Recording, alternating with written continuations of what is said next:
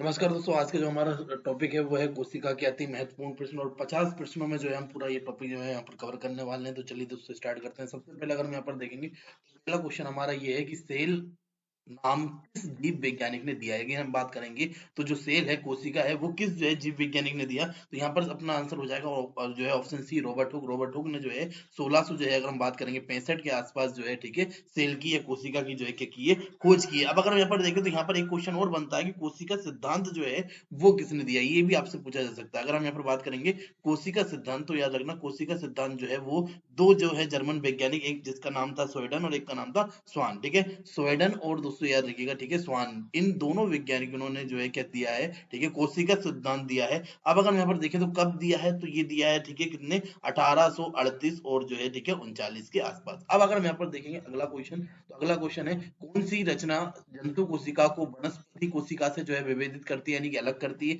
अब अगर हम यहाँ पर देखें तो इसका सही आंसर क्या हो जाएगा, इसका सही आंसर हो जाएगा सेंट्रियोल, ठीक है। अगर हम यहाँ पर देखें तो सेंट्रियोल जो है ये क्या करती है, ठीक है, इनमें मदद, अगर हम बात करेंगे वनस्पति कोशिका और जंतु कोशिका में जो है अंतर करती है, ठीक है। अब अगर हम यहाँ पर देखें कोशिका में, अगला अगर हम यहाँ पर बात करेंगे तो अगला क्वेश्चन है कोशिका में राइबोसोम्स की अनुपस्थिति, ठीक है, निम्न में से कौन सा जो है कार्य संपादित नहीं करेगी। मतलब अगर हम बात करें कोशिका में अगर राइबोसोम्स ना हो तो फिर जो है क्या होगा, देखो सीधी सी बात है, राइबोसोम्स जो है वो क्या काम करते हैं, ये जो है प्रोटीन निर्माण की फैक्ट्री कहलाते हैं। प्रोटीन निर्माण की फैक्ट्री का मतलब अगर हम यहाँ पर बात करेंगे तो ये जो है प्रोटीन निर्माण के क्या होते हैं, ठीक है, सक्रिय स्थल होते हैं। अब अगर हम यहाँ पर बात करें जब यही नहीं होंगे तो प्रोटीन निर्माण नहीं होगा, ठीक है। तो इसका मतलब अगर हम बात करें तो option C is the right answer, protein संश्लेषण इसमें नहीं होगा, ठीक है। अब अगर हम यहाँ पर देखें तो राइबोसोम्स की खोज किसने की है, ये आपको याद रखना है, ठीक है। अगर हम यहाँ पर बात करें राइबोसोम जो नाम जो है वो किस वैज्ञानिक ने दिया है, तो सबसे पहले तो याद रखो इसकी खोज जो है वो पेलाडे नामक वैज्ञानिक ने की है। किसने की है, पेलाडे नामक वैज्ञानिक ने। वहीं पर अगर हम बात करें राइबोसोम्स को, राइबोसोम्स नाम जो है वो किसने दिया है,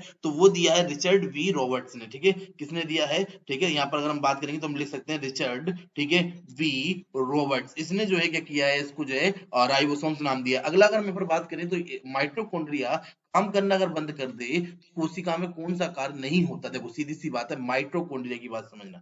माइटोकॉन्ड्रिया अगर हम यहाँ पर देखें तो इसको क्या कहा जाता है, इसको जो है कोशिका का, ठीक है, क्या बोलते हैं, पावर हाउस बोलते हैं। क्या बोलते हैं, याद रखना, इसको जो है कोशिका का पावर हाउस बोलते हैं, या फिर हम कह सकते हैं कि power house of the cell, ठीक है, power house of the cell जो है इसको कहा जाता है। और क्यों कहा जाता है, क्योंकि जो है इसमें होता है ऑक्सीकरण। किसका ऑक्सीकरण होता है, जो हम भोजन खाते हैं, ठीक है, उसका ऑक्सीकरण होता है। और ऑक्सीकरण के द्वारा जो है यहाँ से निकलती ऊर्जा, क्या निकलती है, ऊर्जा निकलती है। अगर हम यहाँ पर देखेंगे तो माइटोकॉन्ड्रिया में जो है एक जो है ग्लूकोज के अणु से, यहाँ पर हम बात करें एक ग्लूकोज के अणु की अगर हम बात करें तो एक ग्लूकोज के अणु से टोटल 38 एटीपी जो है ऊर्जा निकलती, जिसमें से 36 एटीपी जो है ऊर्जा किसमें निकलती है, वो निकलती है अपने माइटोकॉन्ड्रिया में। तो अगर हम यहाँ पर बात करेंगे तो माइटोकॉन्ड्रिया, ठीक है, उसमें क्या होता है, भोजन का जो है ऑक्सीकरण होता है। अगर ये नहीं होगा, ये काम करना बंद कर दे तो भोजन का ऑक्सीकरण ही नहीं होगा, यानी कि अगर हम बात करें तो option B is the right answer. अगला अगर हम यहाँ पर देखें कोशिका का ऊर्जा गिरे यानी पावर हाउस, अभी मैंने आपको बताया कि कोशिका का ऊर्जा गिरे या पावर हाउस किसे बोलते हैं, माइटोकॉन्ड्रिया को। इसकी खोज किसने की थी, तो खोज अगर हम बात करेंगे ओलिकर, ठीक है, यहाँ पर अगर हम बात करें तो याद रखना, ठीक है, ओलिकर जो है नामक जो है वैज्ञानिक ने की थी। और अगर हम बात करेंगे इसको जो है माइटोकॉन्ड्रिया नाम जो है वो बेंडा नामक वैज्ञानिक ने दिया। देखो खोज की जो है ओलिकर, कई जगहों पे जो है कोलिकर भी इसमें लिखा रहता है। अगर हम यहाँ पर देखेंगे तो इसको, ठीक है, बायोप्लास्ट नाम किसने दिया था, तो बायोप्लास्ट नाम दिया था आल्टमैन ने। किसने दिया था, आल्टमैन ने दिया था। अब अगर हम यहाँ पर देखेंगे तो इसके बाद आल्टमैन के बाद एक और वैज्ञानिक आया जिसका नाम था बेंडा। क्या था, बेंडा। बेंडा नामक वैज्ञानिक ने इसको क्या नाम दिया, माइटोकॉन्ड्रिया नाम दिया, ठीक है। अगर हम यहाँ पर देखें तो बेंडा नामक जो है वैज्ञानिक ने, ठीक है, इसको क्या नाम दिया, माइटोकॉन्ड्रिया जो है नाम दिया। माइटोकॉन्ड्रिया के अंदर जो है क्या होते हैं, कुछ जो है बले पाए जाते हैं, और उन बले को हम क्या बोलते हैं, क्रिस्टी बोलते हैं। क्या बोलते हैं, क्रिस्टी बोलते हैं, क्रिस्टी कहते हैं। अगला अगर हम यहाँ पर बात करेंगे तो निम्नलिखित में से सबसे बड़ा कोशिकांक है। अब अगर हम यहाँ पर देखें तो इनमें से सबसे बड़ा कोशिकांक कौन सा है, ये आपको बताना है। अब अगर हम यहाँ पर बात कर ले बोले तो इनमें से सबसे बड़ा कोशिकांग प्लास्टिड। कौन सा है? प्लास्टिड। अब प्लास्टिड की बात करें तो प्लास्टिड जो है ये किन कोशिकाओं में पाया जाता है? तो पादप कोशिकाओं में जो है ये पाया जाता है। कहां पर पाया जाता है? पादप कोशिकाओं में। अब अगर हम यहाँ पर देखेंगे तो प्लास्टिक के कितने प्रकार होते हैं? तो इसके 3 प्रकार होते हैं। ठीक है, कितने प्रकार होते हैं? 3 प्रकार होते हैं। अब अगर हम यहाँ पर बात करेंगे तो 3 प्रकार में पहला जो है वो हो जाएगा, ठीक है, अवर्णी, ठीक है, वर्णी, और फिर अगर हम यहाँ पर बात करेंगे तो फिर हो जाएगा हरित लवक। अगर हम बात करें प्लास्टिक को तो प्लास्टिक को लवक बोलते हैं, तो पहला जो है हो जाएगा वर्णी लवक। ठीक है, वर्णी लवक, या फिर जो है इसको अगर हम देखेंगे तो इसको इंग्लिश में बोलेंगे क्रोमोप्लास्टिक। ठीक है, अगर हमें बात करें तो क्रोमोप्लास्ट जिसे हम बोलते हैं, तो क्रोमोप्लास्ट पहला हो जाएगा। क्रोमोप्लास्ट के बाद अगर हम बात करेंगे तो दूसरा हो जाएगा जो है कौन सा? अवर्णी लवक, जिसको बोलते हैं, ठीक है, ल्यूकोप्लास्ट। ठीक है, अवर्णी लवक, इसको अगर हम देखें तो इसको इंग्लिश में बोलते हैं ल्यूकोप्लास्ट। अब अगर हम यहाँ पर बात करते हैं इसके बाद जो तीसरा होता है इसमें वो होता है हरित लवक। और हरित लवक की अगर हम बात करेंगे, हरित लवक को इंग्लिश में क्या बोलते हैं? इसको बोलते हैं, ठीक है, कौन सा? क्लोरोप्लास्ट। ठीक है, यहाँ पर हम बात करेंगे तो इसको बोलते हैं क्लोरोप्लास्ट। अब अगर हम यहाँ पर देखें तो ये जो हरित लवक है इसमें क्लोरोफिल होता है, जिसके कारण वो जो है पत्तियों को हरा रंग प्रदान करता है और इसी से जो है क्या होता है? प्रकाश संश्लेषण होता है। वहीं पे वर्णी लवक जो है ये फूलों और जो है फलों को जो है रंग प्रदान करता है, फूलों और फलों को रंग प्रदान करता है। और अवर्णी लवक जो है ये कहाँ होते हैं? ये जो है पौधों की जड़ों में पाए जाते हैं। कहाँ पर पाए जाते हैं? ठीक है, जड़ों में। अब अगर हम यहाँ पर देखें तो अगला अगला क्वेश्चन हमारा यहाँ पर बनेगा, कोशिका में प्रोटीन संश्लेषण होता है। कहां पर होता है कोशिका में प्रोटीन संश्लेषण? देखो अभी ये जो है क्वेश्चन मैंने आपको बताया था, यहाँ पर हम बात करेंगे इसका सही आंसर हो जाएगा ऑप्शन बी, राइबोसोम्स। राइबोसोम्स जो है ये किस पर होते हैं? तो याद रखना एंडोप्लाज्मिक रेटिकुलम। ठीक है, जो अंतःप्रदवी जालिका जो होती है, ठीक है, इसको हम बोलते हैं एंडोप्लाज्मिक रेटिकुलम, उसकी सतह पर जो है ये लगे होते हैं। एंडोप्लाज्मिक रेटिकुलम दो प्रकार के होते हैं, एक होता है रफ, ठीक है, एक होता है रफ, और एक होकर हम बात करेंगे एक होता है स्मूथ। ठीक है, अब अगर यहाँ पर बात करेंगे रफ जो एंडोप्लाज्मिक रेटिकुलम होते हैं उस पर जो दाने पाए जाते हैं, जो दाने पाए जाते हैं वही दाने जो है क्या कहलाते हैं? राइबोसोम्स कहलाते हैं। क्या कहलाते हैं? राइबोसोम्स कहलाते हैं। और अगर हम यहाँ पर बात करेंगे तो राइबोसोम्स के कितने प्रकार होते हैं? 2 प्रकार होते हैं। कितने प्रकार होते हैं राइबोसोम्स के? 2। अगर हम यहाँ पर बात करेंगे पहला हो जाएगा 70S राइबोसोम्स, दूसरा हो जाएगा अपना 80S राइबोसोम्स। ठीक है, अब अगर हम यहाँ पर देखें तो अगला हमारा है पादप कोशिकाओं का सबसे बाहरी आवरण। देखो पादप कोशिकाओं में पाया जाने वाला जो सबसे भारी आवरण होता है वो कहलाता है कोशिका भित्ति। अगर हम यहाँ पर बात करेंगे कोशिका भित्ति जो है ये किसकी बनी होती है? तो ये जो है निर्जीव पदार्थ की बनी होती है, और उस निर्जीव पदार्थ का नाम क्या है? ठीक है, उसका नाम है सेलुलोज। ठीक है, निर्जीव पदार्थ सेलुलोज की जो है ये बनी होती है। अब अगर हम यहाँ पर बात करें, ठीक है, तो ये नेचर इसका कैसा होता है, इसकी प्रकृति कैसी होती है? तो पारगम्य होती है। ठीक है, अगर हम यहाँ पर बात करेंगे इसकी जो है प्रकृति कैसी होती है?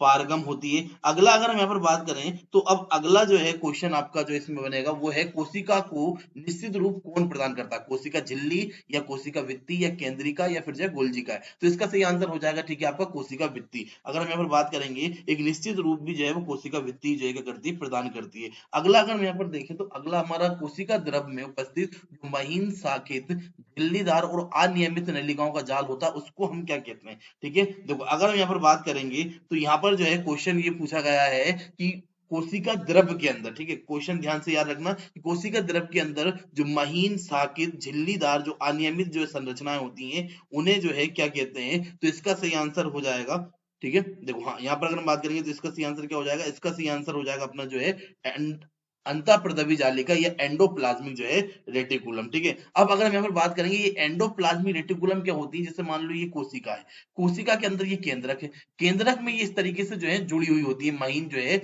संरचनाएं होती हैं। अब ये भी 2 प्रकार की होती हैं, इनमें एक में दाने होते हैं, ठीक है, अगर हम बात करेंगे एक में क्या होते हैं, ठीक है, रेड कलर के जो है इस तरीके के दाने दाने दाने दाने पाए जाते हैं, और एक में दाने नहीं होते हैं। तो जिसमें दाने पाए जाते हैं ना उनको बोलते हैं राइबोसोम्स, उनको क्या बोलते हैं? राइबोसोम्स बोलते हैं। ठीक है, और अंतःप्रदवी जालिका जो है वो कितने प्रकार की होती है? तो 2 प्रकार की होती है। अगर हम यहाँ पर बात करें तो इसमें 2 प्रकार, एक तो हो जाएगा खुरदुरी और एक हो जाएगी चिकनी, यानी कि एक तो हो जाएगी रफ, ठीक है, एंडोप्लाज्मिक रेटिकुलम, और एक हो जाएगा इसमें, ठीक है, स्मूथ एंडोप्लाज्मिक रेटिकुलम। अब अगर हम यहाँ पर बात करें तो अगला, ठीक है, प्रोटीन निर्माण के सक्रिय स्थल कौन से? अभी मैंने आपको बताया था कि प्रोटीन निर्माण के सक्रिय स्थल कौन से? राइबोसोम, जिसके कारण इनको क्या कहा जाता है? प्रोटीन निर्माण की फैक्ट्री कहते हैं। क्या कहते हैं? प्रोटीन निर्माण की फैक्ट्री कहते हैं, ये आपको याद रखना है। अब अगर हम यहाँ पर बात करें तो इसके बाद अगला क्वेश्चन कौन सा बनेगा, ठीक है, अगला क्वेश्चन हमारा बनता है कौन सा कोशिकांग केवल पादप कोशिकाओं में ही पाया जाता है, ठीक है। अब देखो यहाँ पर हम बात करें कोशिका वृद्धि, ये केवल पादप कोशिकाओं में, लवक मैंने बता दिया ये भी पादप कोशिकाओं में, रिक्तिकाएं, तो अब यहाँ पर हम देखें तो उपर्युक्त सभी जो है इसका सही आंसर हो जाएगा। अगर हम यहाँ पर बात करें तो ये सारे के सारे जो है किसमें, पादप कोशिकाओं में पाए जाते हैं।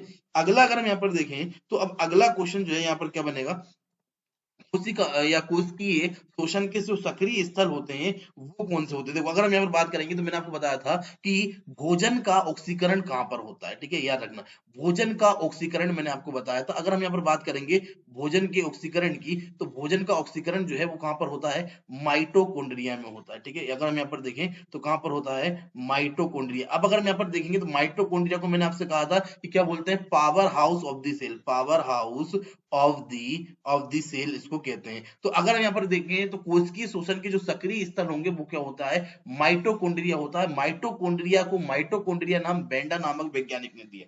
किसने दिया, बेंडा नामक जो है वैज्ञानिक ने। अगर हम यहाँ पर बात करें माइटोकॉन्ड्रिया को बायोप्लास्ट नाम किसने दिया, तो याद रखना कि माइटोकॉन्ड्रिया को बायोप्लास्ट नाम जो है वो किसने दिया है, वो दिया है, ठीक है, ऑल्टमैन ने, ठीक है, आल्टमैन, ये आपको याद रखना है, आल्टमैन। अब अगर हम यहाँ पर बात करेंगे तो इसके बाद अगला क्वेश्चन जो है बनता है, जो अवर्णी लवक होते हैं वो मुख्यतः कहाँ पाए जाते हैं। मैंने अभी आपको बताया था कि जो हमारे लवक होते हैं, ठीक है, हमारे जो लवक होते हैं जो पादप कोशिकाओं में पाए जाते हैं, ये कितने प्रकार के होते हैं, तो ये 3 प्रकार के होते हैं। कितने प्रकार के होते हैं, 3 प्रकार के। अब 3 प्रकार के कौन कौन से होते हैं ये आपको याद रखना है।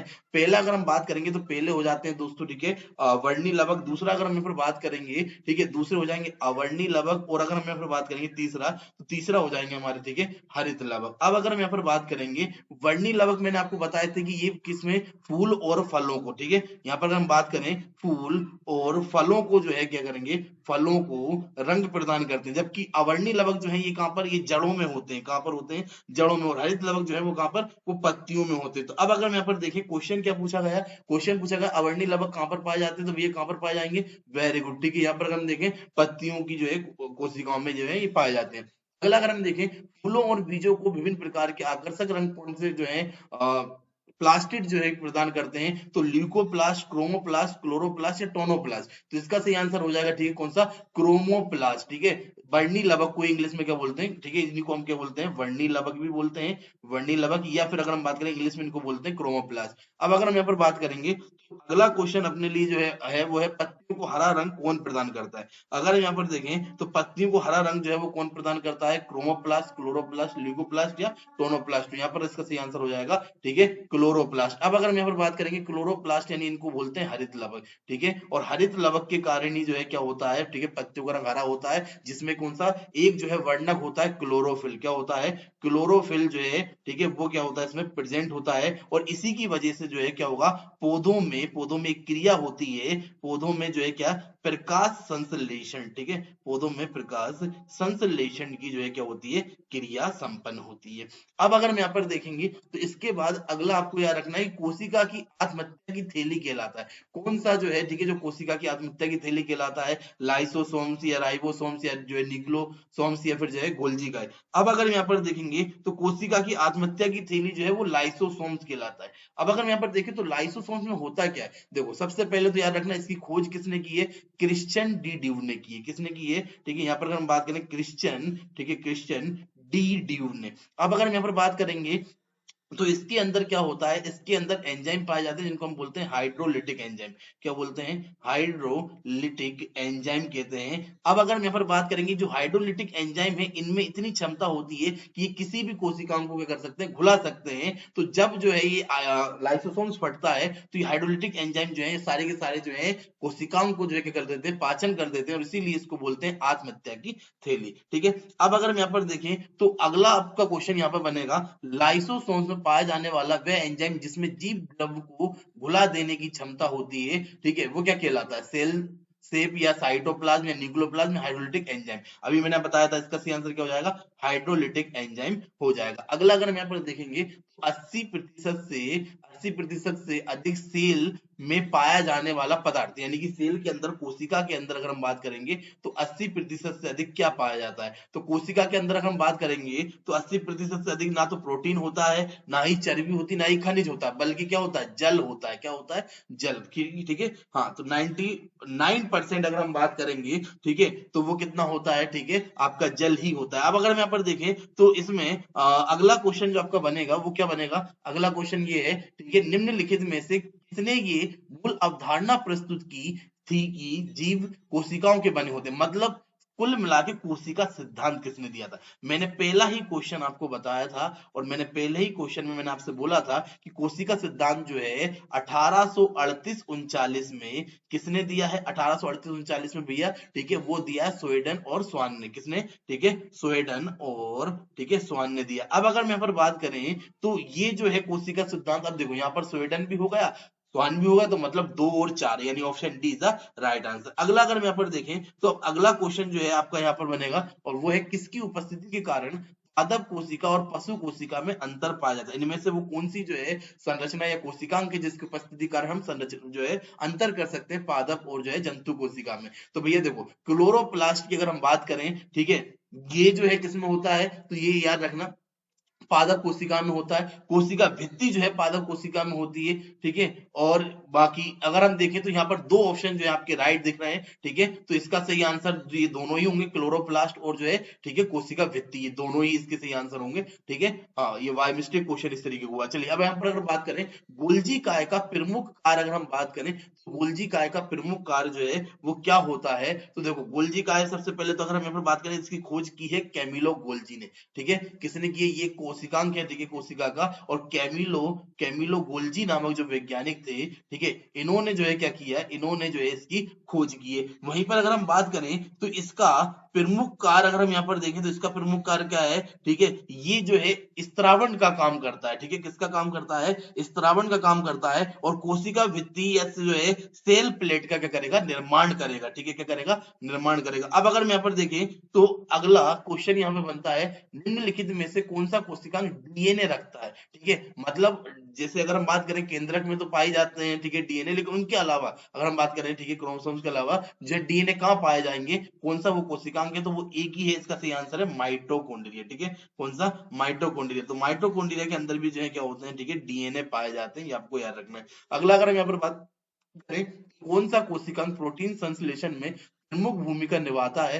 ठीक है, तो यहाँ पर आपको याद रखना है, सबसे पहले तो प्रोटीन का जैसे नाम आया राइबोसोम्स ढूंढ लो। राइबोसोम्स और जो एंडोप्लाज्मिक रेटिकुलम है, ये दोनों जो कोशिकांग है ये क्या करते हैं? महत्वपूर्ण भूमिका निभाते हैं, ठीक है, प्रोटीन संश्लेषण में। क्यों? क्योंकि एंडोप्लाज्मिक रेटिकुलम के ऊपर ही लगे होते हैं राइबोसोम्स, तो ठीक है, और राइबोसोम्स जो है क्या है? सक्रिय स्थल होते हैं, ठीक है, किसके? प्रोटीन संश्लेषण के। और राइबोसोम्स को ही बोला जाता है, ठीक है, प्रोटीन निर्माण की फैक्ट्री। तो अब अगर हम यहाँ पर देखें तो इसका सही आंसर हो जाएगा ऑप्शन बी। और अगला अगर हम बात करेंगे, अगला क्वेश्चन है कि माइटोकॉन्ड्रिया की खोज किसने की? देखो, अब यहाँ पर अगर हम बात करें, मैंने माइटोकॉन्ड्रिया के संबंध में आपको 3 नाम बताए थे। एक तो मैंने बताया था ओलिकर, और एक मैंने आपको बताया था ऑल्टमैन, ठीक है, और एक मैंने आपको बताया था बेंडा, ठीक है, एक मैंने बताया था बेंडा। ये 3 नाम बताए थे। अब इनमें से 3 नाम में से कौन सा नाम दिख रहा है? ऑल्टमैन दिख रहा है, तो भाई ऑल्टमैन। ऑल्टमैन ने कौन सा नाम दिया था? ऑल्टमैन ने नाम दिया था बायोप्लास्ट, ठीक है। अगर हम यहाँ पर बात करेंगे तो क्वेश्चन अगर इस तरीके का बन जाए तो कौन सा नाम? बायोप्लास्ट। बेंडा ने कौन सा दिया? बेंडा ने माइटोकॉन्ड्रिया दिया, ठीक है, माइटोकॉन्ड्रिया नामक जो है, ठीक है, अगर हम बात करें नाम जो है वो किस वैज्ञानिक ने दिया? तो वो बेंडा नामक वैज्ञानिक ने दिया। अगला अगर हम यहाँ पर देखें, कौन सा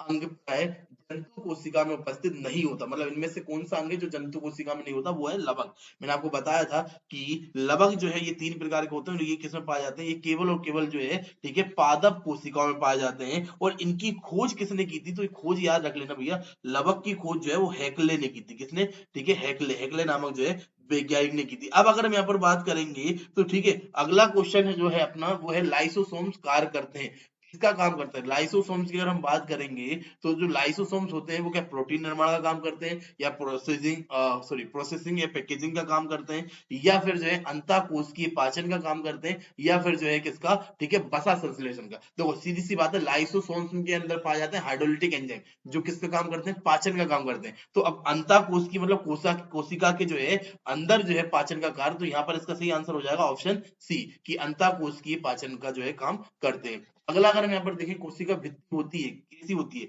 पारगम, अर्धपारगम, चयनात्मक या फिर जो है अपारगम। तो इसका सही आंसर हो जाएगा ऑप्शन ए पारगम होती है। अगला अगर हम यहाँ पर देखेंगे माइटोकॉन्ड्रिया का भीतरी जो बलन पाया जाता है, मैंने आपको बताया था कि मान लो ये इस तरीके का माइटोकॉन्ड्रिया, इसके अंदर कुछ इस तरीके के जो है क्या होते हैं बलन पाए जाते हैं, और ये जो इस तरीके के जो बलन होते हैं इन्हीं बलन को हम क्या बोलते हैं, इनको बोलते हैं क्रिस्टी। क्या बोलते हैं, तो याद रखना इनको क्रिस्टी कहा जाता है। तो इसका सही आंसर हो जाएगा ऑप्शन ए। अगला अगर हम यहाँ पर बात करेंगे माइटोकॉन्ड्रिया किसमें अनुपस्थित होता है, ठीक है, अगर हम यहाँ पर देखें तो इनमें से किसमें माइटोकॉन्ड्रिया जो है वो नहीं होता, ये आपको बताना है। तो अब अगर हम यहाँ पर देखें तो इसका सही आंसर हो जाएगा जीवाणु। जीवाणु के अंदर जो है माइटोकॉन्ड्रिया जो है नहीं पाया जाता। अगला अगर हम यहाँ पर देखेंगे जीव द्रव, अगर हम यहाँ पर बात करें जीव द्रव शब्द सर्वप्रथम जो है वो किसने जो है, ठीक है, प्रयोग किया था या किसने जो है दिया, ये आपको बताना है। तो यहाँ पर अगर हम देखेंगे तो इसका सही आंसर क्या हो जाएगा, इसका सही आंसर हो जाएगा पुरकिंजे। पुरकिंजे नामक जो है वैज्ञानिक ने इसकी खोज की थी, ठीक है, जीव द्रव की। अब अगर यहाँ पर देखें कब की थी, तो 1840 में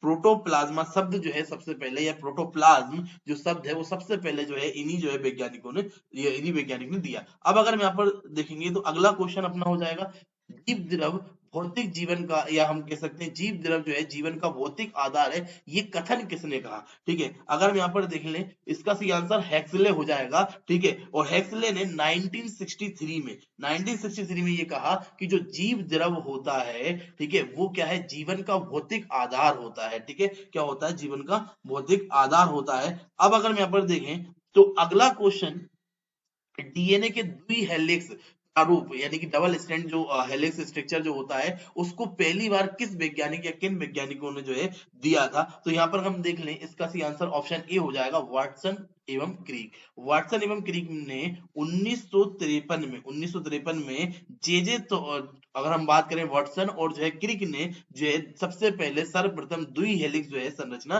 प्रस्तुत की थी, और इसके लिए इनको 1962 में नोबेल पुरस्कार से भी जो है सम्मानित किया गया था, ठीक है। अब अगर हम यहाँ पर देखेंगे तो अगला है न्यूक्लियस की खोज सर्वप्रथम किसने की थी।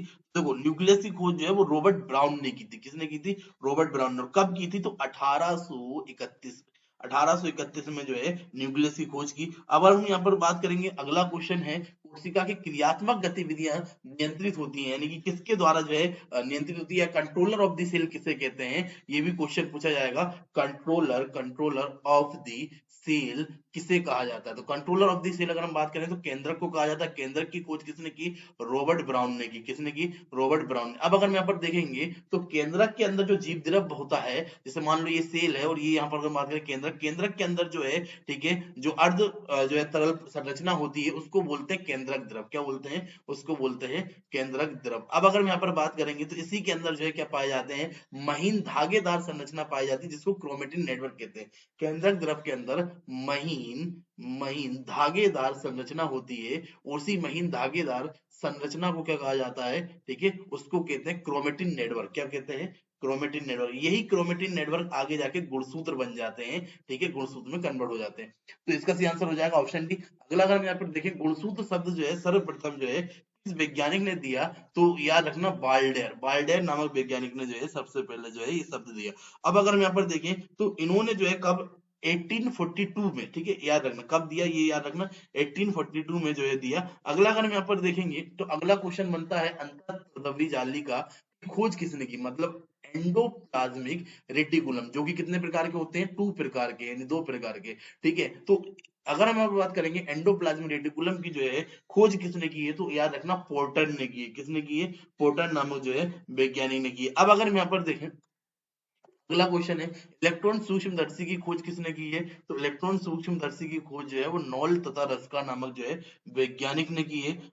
और इसके बाद अगला क्वेश्चन है वास्तविक केंद्रक किसमें अनुपस्थित होता है, यानी कि इनमें से कौन में जो है केंद्रक ही नहीं होता। तो याद रखना जो जीवाणु होते हैं जीवाणुओं के अंदर जो है केंद्रक नहीं पाया जाता, ठीक है। अगला क्वेश्चन अगर हम बात करेंगे तो अगला क्वेश्चन आपका है सर्वाधिक जो है संख्या, यानी कि अगर हम बात करें सर्वाधिक संख्या में जो गुणसूत्र हैं वो किस में पाए जाते हैं, गन्ना में पाए जाते हैं, आलू में पाए जाते हैं, मनुष्य में, या फिर जो है ओफियोग्लो ग्लोसम में। तो यहाँ पर याद रखना सबसे ज्यादा जो है गुणसूत्रों की संख्या होती है ऑफियोग्लोसम, और अगर हम बात करें कितनी होती है तो 1260। अगर हम बात करेंगे ठीक है ह्यूमन में, तो ह्यूमन में जो है गुणसूत्रों की संख्या कितनी होती है, ह्यूमन में गुणसूत्रों की संख्या होती है ठीक है कितनी, 46 ठीक है। और अगर पेयर की बात करें तो 23 पेयर होते हैं, जिसमें से 22 जो है सेम होते हैं जिनको हम बोलते हैं ऑटोसोम। क्या बोलते हैं? ऑटोसोम्स बोलते हैं ठीक है। तो देखो अगर हम यहाँ पर बात करें अगला क्वेश्चन, कोशिका का जीवित अंश जीव द्रव कहलाता है, ये किससे मिलकर बना होता है? अगर हम यहाँ पर बात करेंगे जो जीव द्रव है ठीक है, वो जो है किससे मिलकर बना होता है, तो इसका सही आंसर है कोशिका द्रव, केंद्रक द्रव और जो है कोशिकांग से मिलकर।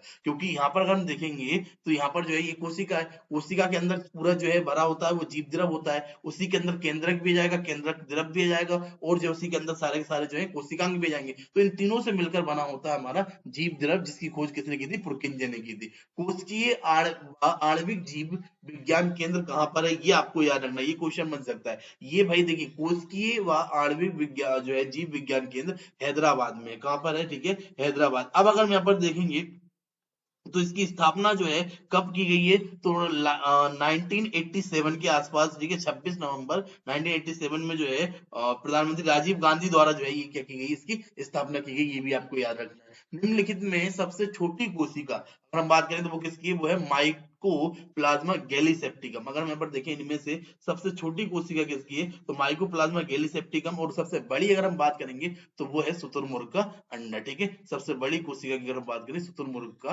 अंडा। अब अगर हम यहाँ पर देखें इसके बाद अगला क्वेश्चन जो है, अगला क्वेश्चन क्या है?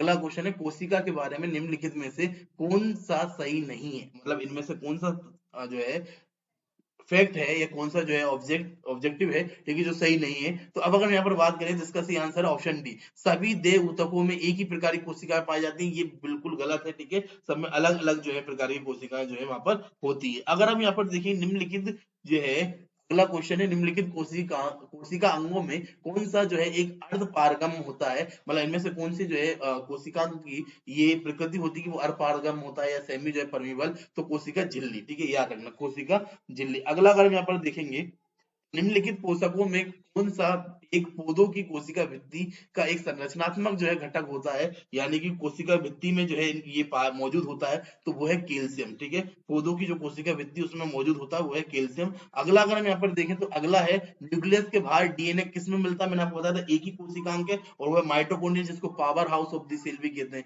क्या कहते हैं? Power house of the cell भी कहते हैं ठीक है। अब अगर हम यहाँ पर बात करेंगे तो इसके बाद निम्नलिखित में से किस कोशिकांग से लाइसोसोम बनता है, ये आपको याद रखना है। अगर हम यहाँ पर बात करें इनमें से किस कोशिकांग से लाइसोसोम बनता है, तो गोल्जी काय से, ये याद रखना है ठीक है। गोल्जी काय की खोज किसने की थी? कैमिलो गोल्जी ने की थी, ये आपको याद रखना है। अगला अगर हम यहाँ पर देखें निम्नलिखित में से कौन सा कोशिकांग प्रोकैरियोटिक कोशिकाओं में नहीं पाया जाता, तो याद रखना देखो प्रोकैरियोटिक कोशिकाओं में अगर नहीं पाए जाने वाली कोशिकांग की बात करेंगे तो वो है माइटोकॉन्ड्रिया ठीक है। कौन सा है? माइटोकॉन्ड्रिया। प्रोकैरियोटिक कोशिकाओं को प्रारंभिक कोशिकाएं भी बोलते हैं ठीक है। इनमें केंद्रक नहीं पाया जाता, ये याद रखना। एक होती है यूकैरियोटिक, यूकैरियोटिक में क्या होता है, यूकैरियोटिक की अगर हम बात करें उनमें जो है केंद्रक पाया जाता है ठीक है। अब अगर हम यहाँ पर देखेंगे तो अगला, एक इमारत में ईंटें जीवों में खालिस्तान के समान होती है, यानी कि कोशिकाओं के समान। जैसे एक इमारत में ईंटें होती है वैसे एक जो है जीवों में जो कोशिकाएं होती हैं उस तरीके से जो है उसका क्या करती है, निर्माण करती है। जैसे एक इमारत की इकाई ईंट होती है वैसे जो है एक जीव संरचना की इकाई क्या होती है, कोशिका होती है। ये आपको याद रखना है ठीक है।